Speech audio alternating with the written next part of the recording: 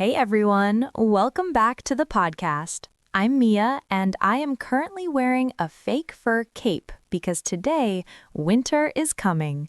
And I'm Leo. Mia, please take that off. It's 25 degrees outside. But yes, today we are diving into the massive world of Game of Thrones. It's probably the biggest TV show in history, Leo. Everyone knows it. Even if you haven't watched it, you know the phrase, "You know nothing, Jon Snow."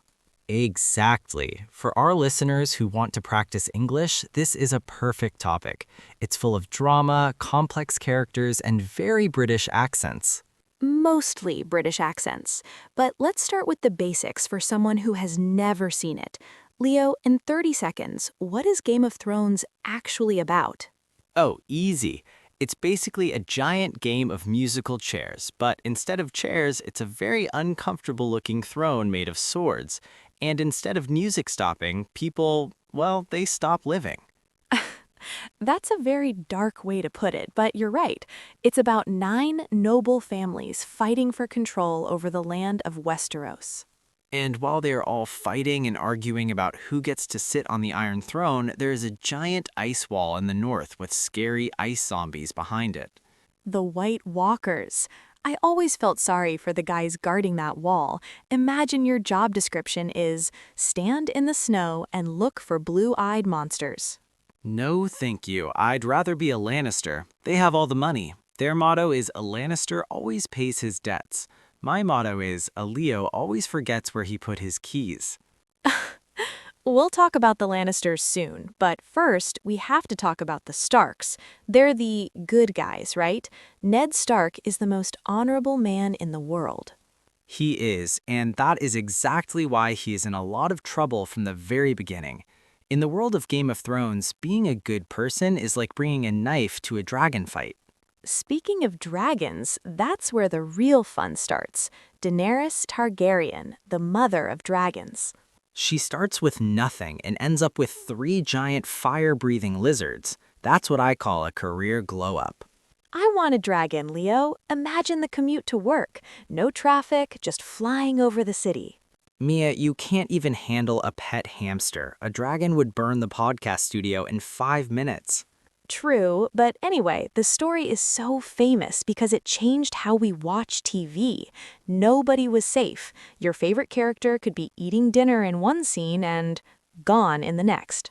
It taught us all to never, ever get attached to anyone. It's a lesson in emotional trauma, really, but a great way to learn English adjectives. Shocking, brutal, epic, unpredictable. We're going to break down the families, the best quotes, and the crazy ending that made everyone angry. Oh boy, don't get me started on the ending yet. Let's start from the beginning, when things were simple and everyone still had their heads. So, we were just talking about the Lannisters. Mia, if you had to choose a house to live in, would you choose the Lannisters? Be honest. I mean, look, they have a giant golden lion on their flags. They live in Casterly Rock, which is basically a luxury hotel made of gold. But they aren't exactly nice people. Nice is an understatement. Cersei Lannister is the queen, and she is terrifying. She's the kind of person who would give you a gift and you'd be afraid to open it because it might explode. Or it's a bowl of soup with poison in it. But then you have Tyrion Lannister. He is my absolute favorite. He's small, but his brain is bigger than anyone else's in the show. Tyrion is the king of one-liners. He says, I drink and I know things. That's basically my Friday night, but without the knowing things part. He's the most relatable character because he uses his wit to survive. While everyone else is swinging swords, Tyrion is just talking. It's a great lesson for our listeners. Your words are your strongest weapon. Exactly. But then we go north to Winterfell, where things are gray and cold and everyone wears 5 layers of heavy wool. The Starks. They are the opposite of the Lannisters. Their motto isn't about money, it's a warning. Winter is coming. It's a bit depressing, isn't it? Imagine going to a party and saying winter is coming instead of hello. It's because they live in a hard place. It makes them honorable. Ned Stark is the father, and he's so honest it hurts. He goes to the capital, King's Landing, to help the king, and he thinks everyone will play by the rules. Poor Ned. He's playing checkers while everyone else is playing 4D chess with fire-breathing dragons. He learns very quickly that in King's Landing, honesty gets you a very short haircut. Too soon, Leo, too soon. But the Stark kids are the real heart of the story. Arya, Sansa, Jon Snow, Bran. Arya is the coolest. She doesn't want to be a lady or wear pretty dresses. She wants a sword named Needle, and she wants to learn how to fight. I love Arya. She's tiny but fierce. And then there is Jon Snow, the man who knows nothing. Why does everyone say that to him? He's actually a pretty good fighter. He's brave, he's loyal, he just has a very confused look on his face most of the time. To be fair, if I found out my family was that complicated, I'd look confused too. But the real tension is between these two worlds, the rich, sunny South and the cold, honorable North. It's like a giant family reunion where everyone brought a sword instead of a salad, and things are about to get very, very messy. Speaking of messy, we haven't even talked about the wedding invitations in Westeros. Hint, don't go. If you get an invite to a wedding in this show, just stay home and watch Netflix. Oh, the Red Wedding. I still have nightmares about that music. You mentioned the Red Wedding, Leo. Honestly, that episode broke the internet before breaking the internet was even a thing. I remember watching it. I was eating pizza and I just stopped chewing. For 10 minutes, I think I forgot how to swallow. It's the ultimate lesson in Westeros. Never trust anyone, especially if they offer you bread and salt and then start playing a sad song on the violin. Exactly. If I'm at a party and the host starts locking the doors, I'm jumping out the window. I don't care if we're on the 10th floor. Smart move. But while all that drama was happening in Westeros, across the sea, Daenerys Targaryen was having a very different experience. She was busy collecting titles. Oh man, her name is so long. Daenerys Stormborn of House Targaryen, the first of her name, Queen of the Andals and the First Men, Protector of the Seven Kingdoms, Mother of Dragons, Khaleesi of the Great Grass Sea, the Unburnt, Breaker of Chains. Imagine if she had to sign a legal document. She'd need 3 extra pages just for her name. If I were her assistant, I'd just call her Dany, but then she'd probably say Dracarys and her dragon would turn me into a human kebab. Dracarys. That's one of the most famous words from the show. It's High Valyrian for dragon fire. It's such a cool-sounding language. It is. Many fans actually learned High Valyrian. It's a real constructed language. But I think I'll stick to English. It's safer. No dragons involved in English grammar. Usually. But Daenerys is such a fascinating character. She starts as a shy girl who is sold by her brother, and she ends up leading a massive army. Her brother, Viserys, wow, he wanted a golden crown so badly. And he got one. It was just melted gold poured on his head. That was the first moment I realized this show was not going to be like Lord of the Rings. It's much more eye for an eye. Or a gold for a crown. But Daenerys and her dragons represent the magic returning to the world. For a long time, people thought dragons were just myths, like unicorns or a stress-free Monday. And then, boom, 3 babies hatch from stones. Drogon, Rhaegal, and Viserion. They are cute when they are small, but they grow up to be the size of airplanes. And they eat a lot. Imagine the grocery bill for 3 dragons. Yes, hello, I'd like to order 10,000 cows, please. No, don't cook them. My kids will do that themselves. It's a great metaphor for power. She has the ultimate weapon, but she has to decide if she wants to be a queen or a conqueror.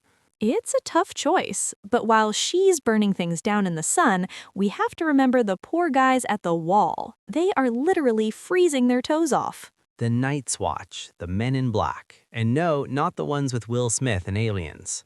So we were talking about the Night's Watch, the men who live at the wall.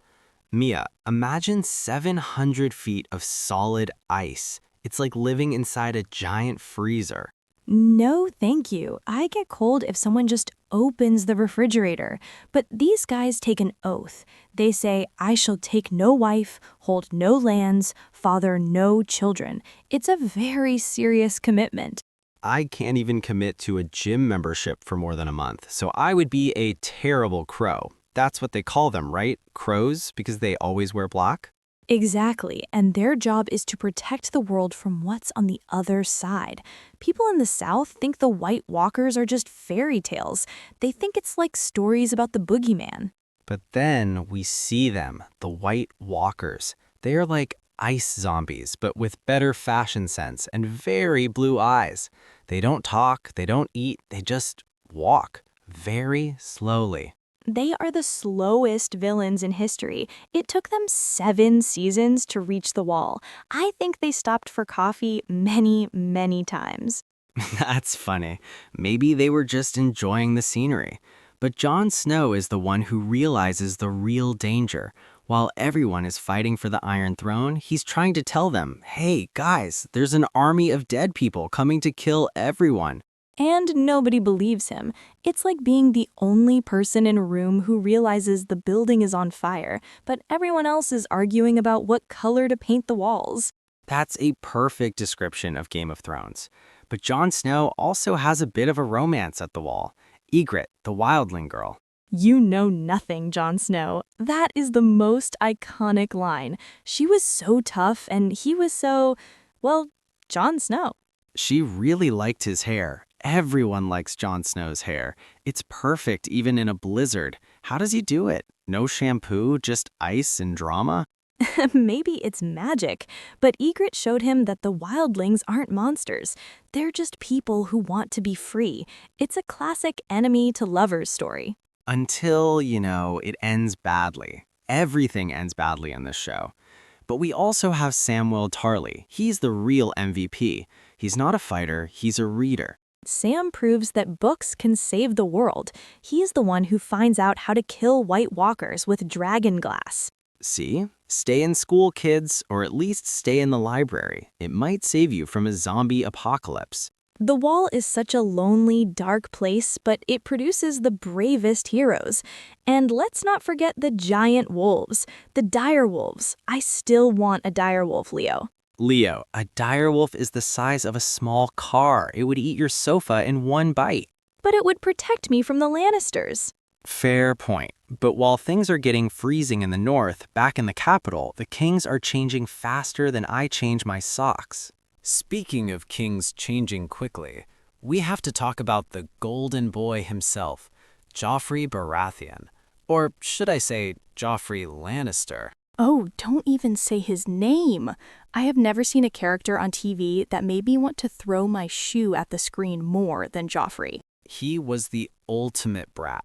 He had too much power and 0 brain cells. He was like a spoiled toddler who was given a kingdom instead of a toy car. The actor Jack Gleason was so good that people actually apologized to him in real life for hating him so much.